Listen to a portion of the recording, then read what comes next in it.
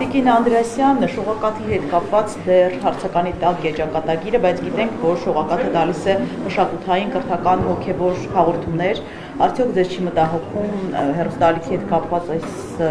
որոշումը, որ կարող է լինել փակվելու հետ կապված։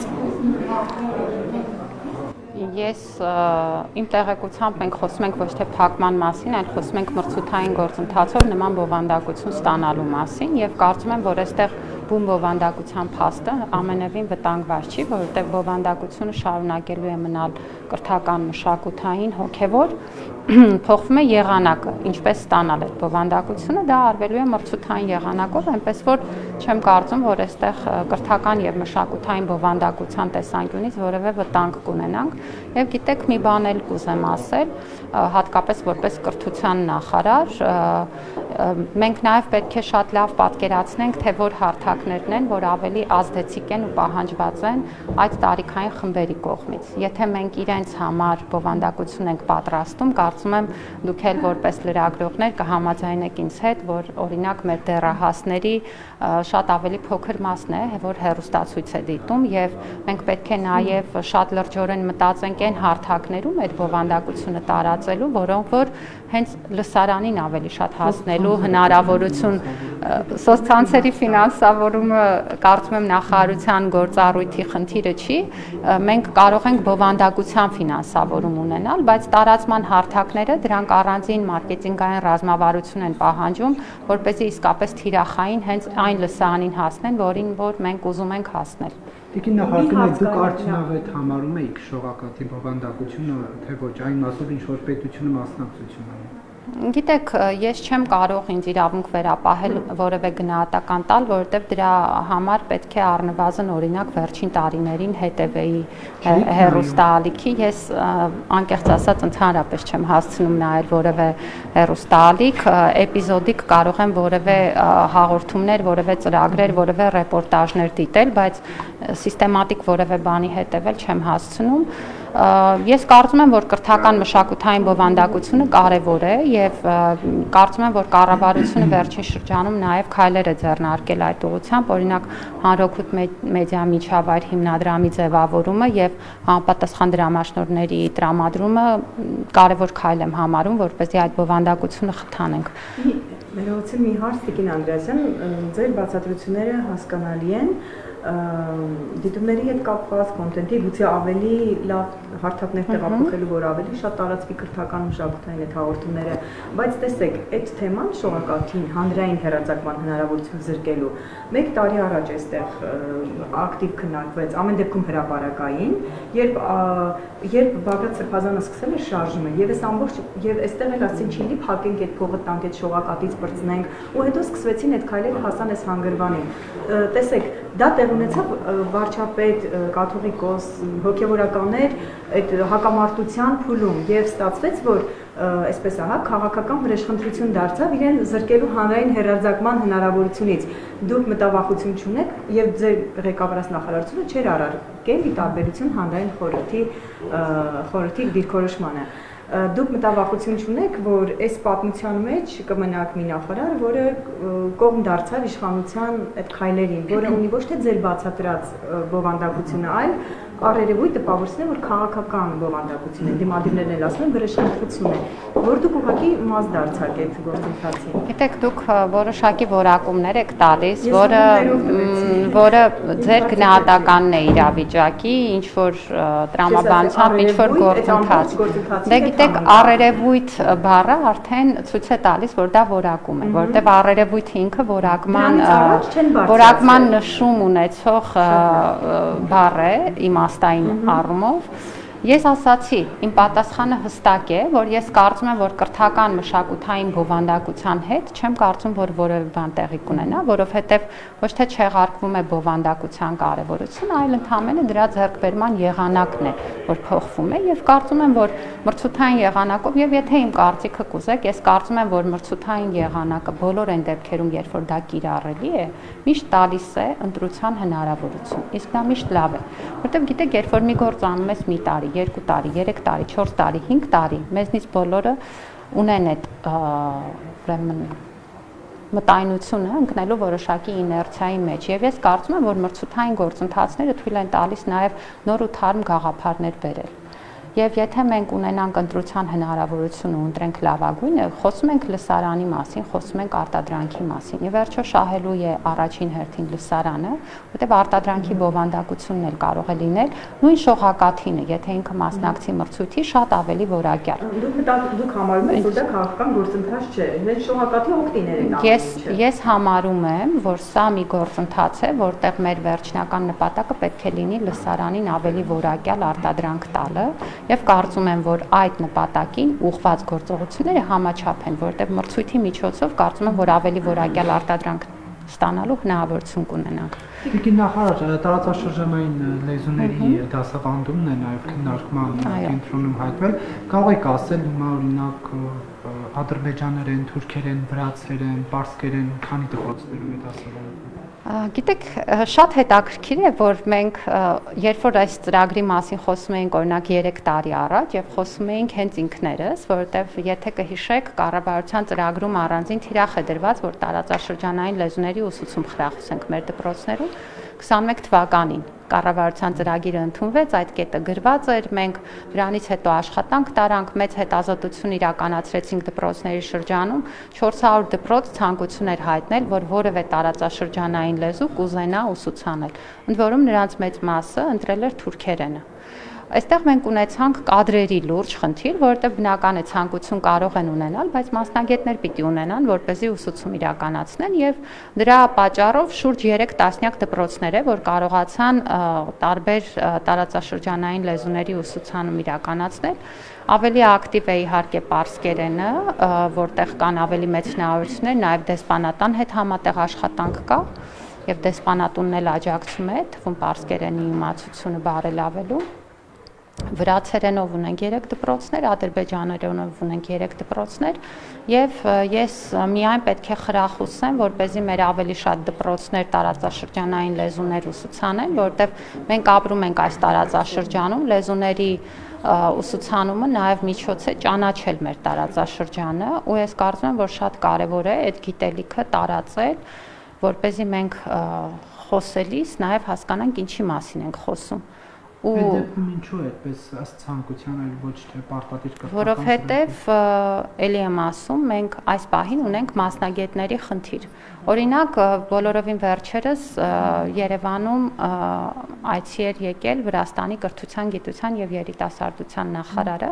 Հարցերից մեկը, որ մենք քննարկել ենք, մեզ մոտ վրացերենի մասնագետների պատրաստման խնդիրն է, որպեսզի կարողանանք ոչ թե 3 դպրոցում ունենալ վրացերենի ուսուցանում, այլ ավելի շատ դպրոցներում։ Օրինակ, պատկերացրեք Վրաստանի սահմանակից բնակավայրերի դպրոցներում, եթե գոնե տարրական վրացերենի գիտելիք ունենան, ինչքան ավելի հեշտ կհաղորդակցվեն ու ինչքան դա կկարողանա ավելի նպաստել թե տնտեսական կապերի, թե մշակութային կապերի զարգացմանը։ Ես կարծում եմ, որ նման ծրագրերը մենք պետք է աստիճանական խրախուսենք, ու եթե դուք նայեք, մենք ոչ միայն դպրոցներում ենք սա խրախուսում, այլև բուհական ծրագրերում։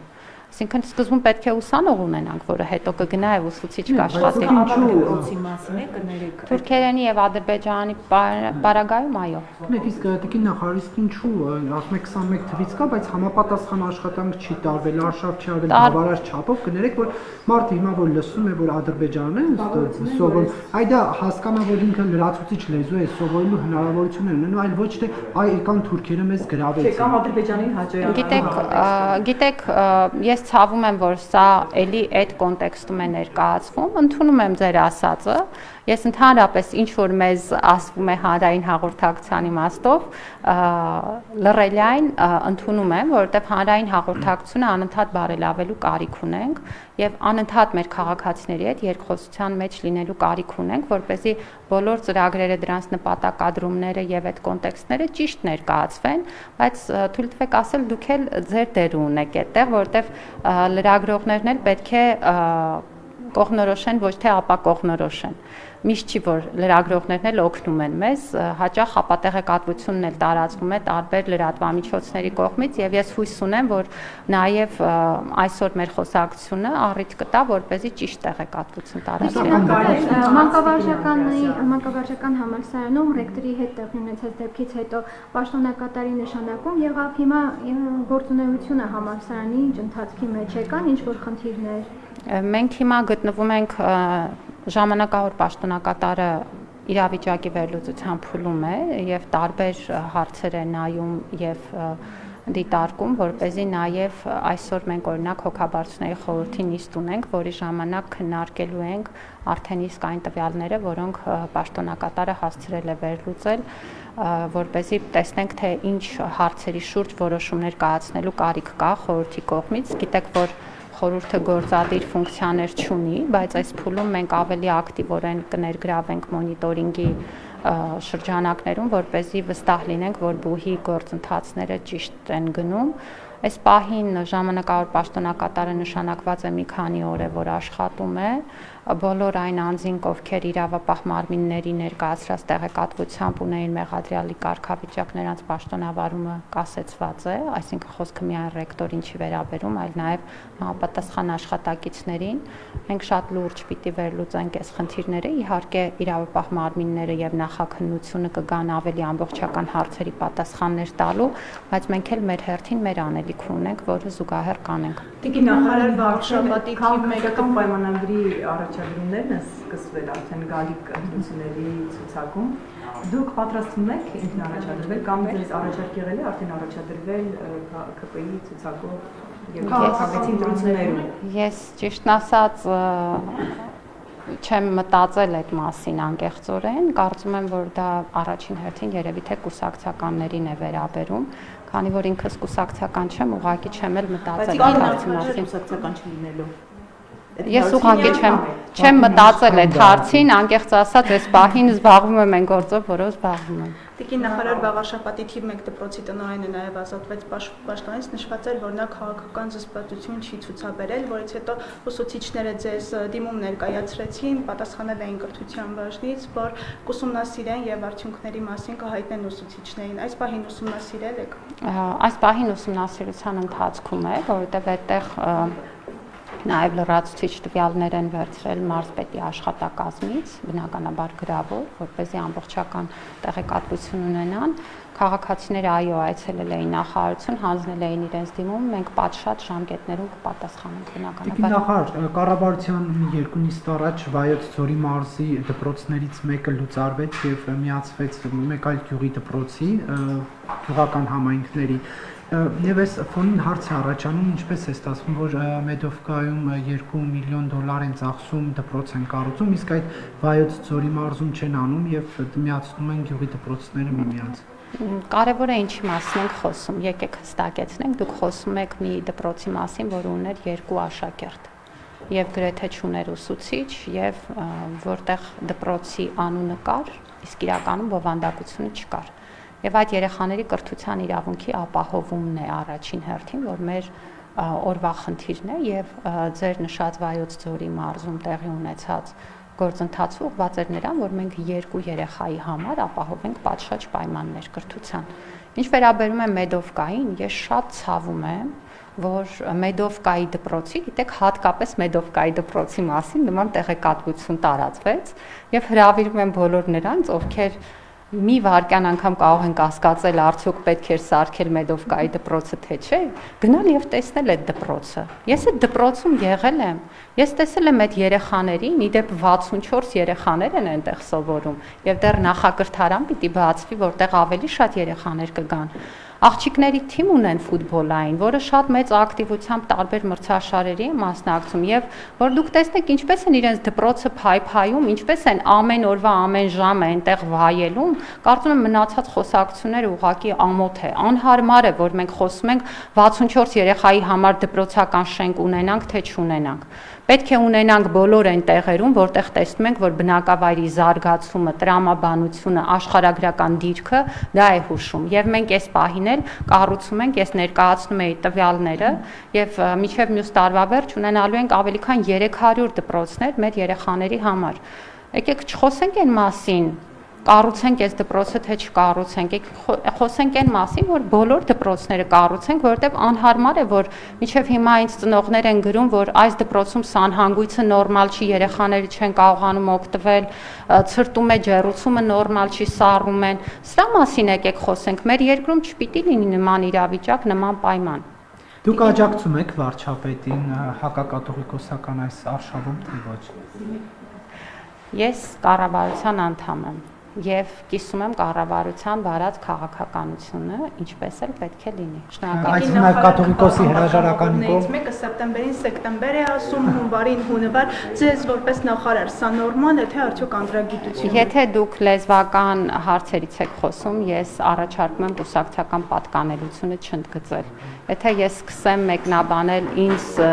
ինչ տարբեր շրջանակներից, տարբեր քաղաքացիներ, մարդիկ, տարբեր քաղաքական թևերից ինչ սխալներով, ինչ գրություններ, նամակներ են գրում, երևի այսօրվա մեր ճեպազրույցը չավարտվի։ Լեզվական գրագիտությունը մեր ընդհանուր խնդիրն է, մեր հանրության։ Եվ երբ որ ես խոսում եմ հայերենի իմացության ամրապնդման մասին, ես խոսում եմ մեր բոլորի հայերենի իմացության ամրապնդման մասին։ Կան բաներ, որ ես էլ կարիք ունեմ ամրապնդելու, կան բաներ գուցե դուք էլ, եւ մեզնից յուրաքանչյուրի երևի, այնպես որ տեղին չի որևէ խնդիր առանձնացնել եւ մատնանշել։ Ի վերջո մենք ունենք նաեւ բարբառներ եւ տարբեր բարբառներում,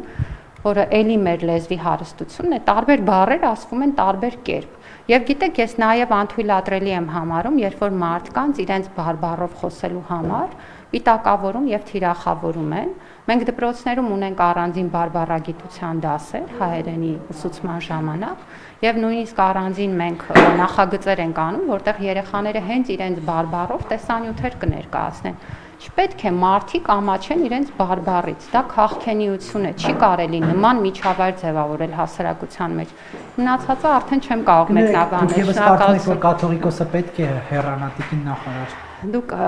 ինձ ոնց որ այս մասին արդեն հարցրել եք, իմ դիրքորոշումը չի փոխվել։ Ես գտնում եմ, որ մեր եկեղեցին ունի բազմաթիվ խնդիրներ, շատ կարևորում եմ, որ հոգևոր կյանքը լինի այնպիսին, ինչպիսին պիտի լինի, այսինքն դա առաջին հերթին լինի հոգևորի մասին։